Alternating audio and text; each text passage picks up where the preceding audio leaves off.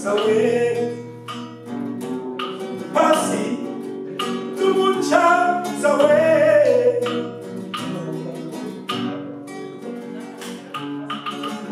Ça fait 2 ans maintenant que l'espace culturel Yabo met en œuvre le projet Touloumoukanou, le renforcement des pratiques culturelles et artistiques pour une meilleure intelligence citoyenne. Un projet qui a été monté par l'espace culturel Yabo et qui a bénéficié d'un appui de l'Union européenne dans le cadre de leur intervention sur la société civile. Nous nous sommes dit que les acteurs qui sont formés, ils sont à point de mort, et comment on peut les sortir de leur zone de confort.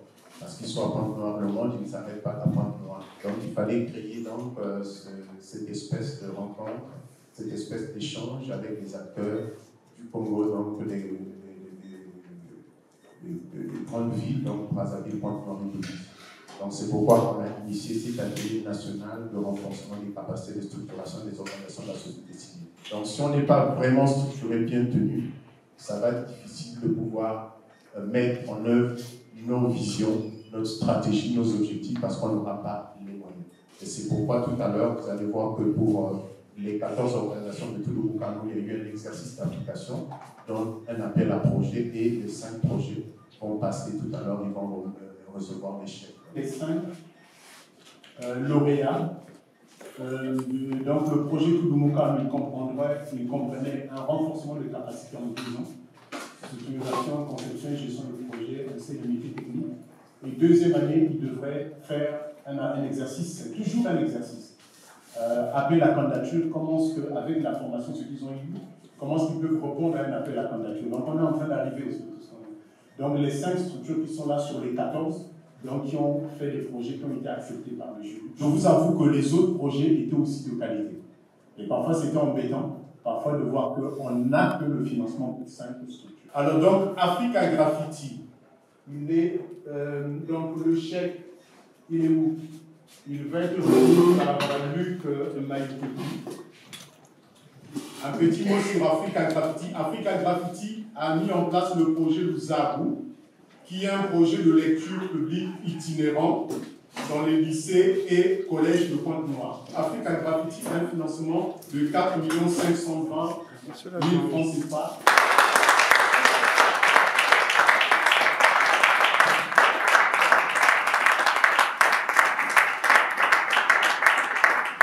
Le projet Lumière, qui est des activités artistiques, ils vont animer des ateliers au niveau de 2 orphelinats et ils vont créer un spectacle. Et dans ce spectacle-là, ils vont jouer dans le spectacle et vont faire la technique, les décors et tout, ce sont des enfants du milieu des orphelins, des orphelins qui vont travailler.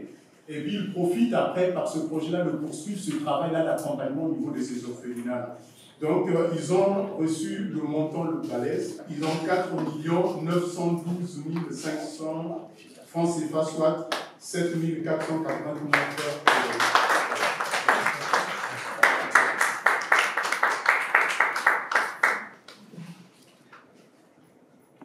€. L'arche de Bougel.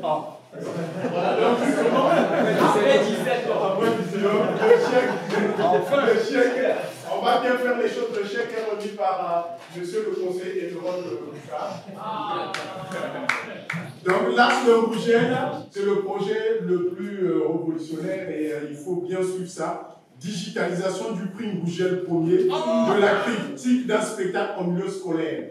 Donc, c'est en même temps, c'est un écrivain aussi qui donne le chèque. Ça fait qu'ils vont faire des spectacles, les élèves vont voir et les élèves doivent critiquer la critique du spectacle à travers le jeu concours. Donc, ils ont 4 millions de francs CFA, soit 6 106 €. Voilà, merci.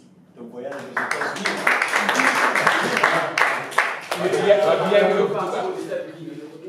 Galerie Mapuisa, le chef va être remis par monsieur le conseiller socioculturel du maire de la ville de Pointe-Noire.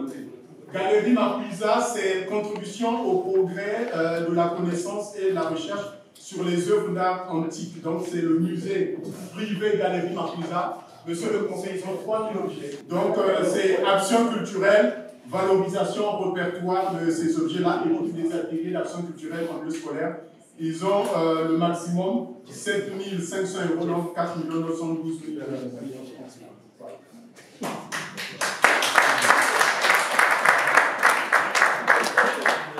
on dit art, c'est une compagnie de théâtre composée des personnes vivant avec handicap. Donc, leur projet, c'est d'organiser les journées culturelles des personnes vivant avec handicap. Donc, c'est des spectacles, des expositions et conférences. Ça se passera pour un budget de 4 500 000 francs CFA, donc 6 885 euros. Désolé, et on va aller de l'autre côté là-bas, parce que le projet va se poursuivre. Merci beaucoup. Merci. Alors, notre projet, c'est de former les orphelins dans le domaine artistique, de la technique à la scène, et par la suite créer un spectacle de danse qui sera dirigé uniquement par les orphelins. Déjà, ce chèque, c'est une première subvention depuis qu'on a commencé parce qu'on n'a jamais eu de subvention. Donc, avec le projet Tutumuka, nous, c'est bénéfique pour nous, pour notre centre. Et ce projet va servir à l'épanouissement des enfants, c'est le plus important. Le chèque de 4 millions que nous avons reçu, c'est pour le projet de digitalisation du jeu concours Plingouget le premier. Tudumukanu, c'est un projet très fédérateur. Il faut remercier nos amis de l'espace culturel Yaro et en particulier le président de cette structure, Pierre Claver Mabiala, d'avoir pensé à un projet qui tire les autres de l'ombre. Et c'est un projet qui avait même été reconnu international par l'UNESCO, mais on n'a jamais eu le soutien au niveau national. Donc il fallait attendre que Tudumukanu lance ce projet et grâce à l'Union européenne, on va sortir la tête. C'est un grand merci. Oui, c'est vraiment une grande satisfaction parce qu'avec ce chèque, il y a eu tellement de choses comme la personne avec handicap est considérée comme un mendiant. Alors qu'avec ce chèque, quand nous allons organiser ces activités, on va faire comprendre aux autres que nous aussi, nous avons de la considération. Parce que si aujourd'hui l'Union européenne nous a donné le financement, c'est parce qu'à travers le projet Tudumukanu, parce que Tudumukanu a tout fait. Nous avons eu des formations. Au départ, on s'ignorait, il y a beaucoup de choses qu'on ne connaissait pas. En tout cas, on dit vouloir, c'est pouvoir. Quand on veut, on peut.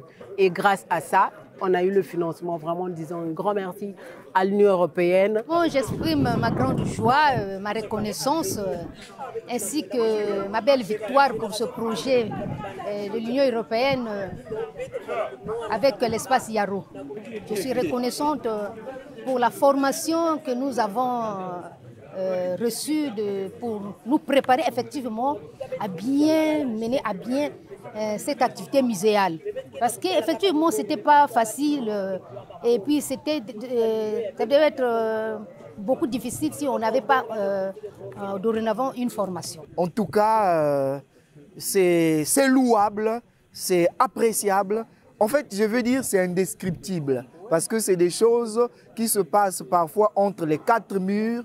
Beaucoup d'artistes ne sont pas informés, mais là, vous voyez vous-même que ça se passe à ciel ouvert. Ça veut dire que ça va encourager d'autres artistes qui n'ont pas été bénéficiaires de ces fonds aujourd'hui de travailler davantage et d'aller à la recherche de ces financements qui existent. Et c'est ça qui va créer la mosaïque culturelle. C'est nécessaire parce que l'art ne fonctionne pas sans l'argent. On a besoin de fonds pour organiser des choses, pour bien s'y prendre, pour planifier, pour faire de la prospective. Et c'est bien qu'il y ait des projets de collecte de fonds, de financement. Et c'est également bien parce que ça ne se limite pas à ça, qu'il y ait justement un volet formation. Nous n'avons pas encore au Congo d'école avec des cursus professionnels ou académiques qui puissent réellement former des professionnels de la culture. Et donc quand on peut procéder par des workshops, par des conférences et par des collectes de fonds, je crois que c'est une excellente manière d'encourager les artistes et je pense que l'espace Yaro justement jouit de toute sa pleine place au niveau de la société civile parce que ce qu'ils font est louable.